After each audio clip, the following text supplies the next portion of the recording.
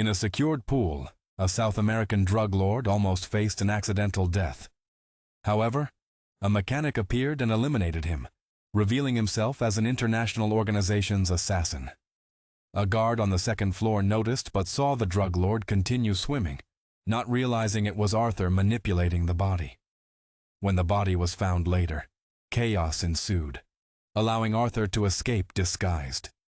He fled to a nearby village bridge, timed a passing ship, and jumped, clinging to a loop to escape. Once home, he erased his traces connected to the drug lord. The next day, the media reported the death of solitary secret history. Soon after, Arthur received a new mission from the organization. As he opened the information, he was shocked to discover that the target was actually his partner. He immediately arranged to meet the organization's boss to confirm the target.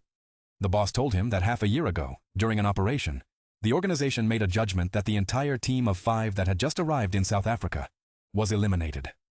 Upon investigation, Old Bai had the highest suspicion as his company was on the verge of bankruptcy at the time, and his account received $20 million during this period. Only he and Old Bai were aware of the situation. Old Bai was given 2 days to complete the mission, or someone else would take care of it.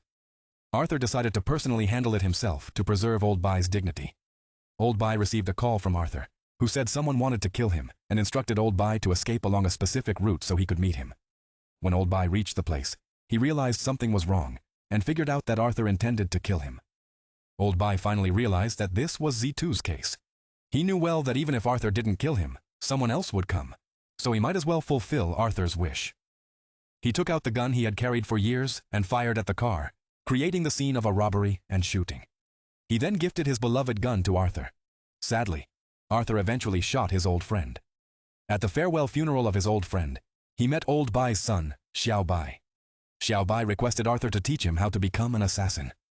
Arthur, having been a lone wolf, wasn't planning to take him on, but out of guilt for Old Bai, he agreed to train Xiao Bai.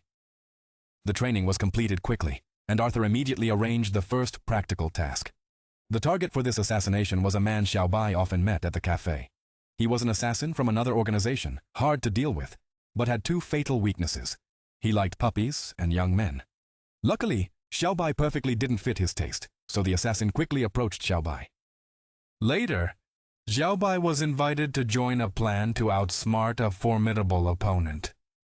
However, after just 1 drink, Xiao Bai impressively took out the guard. Returning home, Xiao Bai encountered an assassin who underestimated his own strength and was easily overpowered. As the assassin prepared for a confrontation, Xiao Bai grabbed a screwdriver, striking the assassin's kidney and successfully eliminating the threat. Arthur soon received a new mission involving a target calling themselves a ghost. The plan involved injecting adrenaline into their heart to ensure death within minutes, despite any efforts to revive them. Xiao Bai prepared to execute the plan, knowing the gravity of the task ahead. They also mixed with the adrenaline in the body to produce toxins that eventually killed the target. So the 2 sneaked into the hotel in advance, using installed cameras to monitor every move of the cult aunt. Soon, they found an opportunity to assassinate. The pair entered the wall interlayer of President Dong's suite and waited, carefully extending the surveillance probe into the room. They were surprised to discover that the aunt's drug regimen had already overridden her status. The drugs she was injecting negated the effects of adrenaline. This forced them to change their plan. So, taking advantage of a moment when the subordinates were out, they removed a mirror and entered the room. Arthur pried open the cult leader's mouth while Xiao Bai forcefully inserted the surveillance probe into the leader's airway. The cult leader quickly suffocated. The 2 quickly escaped, and upon returning, the subordinates found that the leader was no longer breathing. They initially assumed it was all due to drug side effects, but unexpectedly, a screw rolled down the duct, revealing everything. He immediately went to investigate, but the next second, a fierce gunfight broke out. Xiao Bai was pinned down by firepower and could only inch forward, while Arthur charged out from the floor, confronting the bodyguards head-on. He picked up a fallen handgun, shattered the reinforced glass, and fell into paradise. Xiao Bai used the terrain to take on the numerous bodyguards, and the 2 quickly reached their prearranged meeting point, put on the retreat program they had prepared, and jumped off the 200-meter-tall building to successfully escape the bodyguards. The two decided to split up, reaching the airport where Arthur was waiting. Unintentionally, Arthur stumbled upon the old dog, whom he thought was dead, and realized he had been set up. He quietly followed him and demanded answers. Knowing he couldn't hide any longer, the old dog confessed. Dean had paid him to kill their companions and fake his own death to retire. This was so Dean could pin the blame on Old White, who was investigating a failed operation, making him a threat Dean wanted to eliminate. Furious, Arthur was ready to strike but was unexpectedly ambushed by the old dog, who strangled him. In a desperate move, Arthur stabbed him with a fire extinguisher, sparking a vicious fight. The old dog attempted to counterattack, but Arthur broke his weapon and threw him out of the car, where an oncoming vehicle ended him. At that moment, Arthur was consumed by a fiery need for revenge. Upon reaching home, he discovered his beloved dog missing. That's when Dean's hitmen arrived. As they searched the shore, Arthur emerged from the water, striking one in the knee with a harpoon, then grabbed a gun and quickly eliminated the others.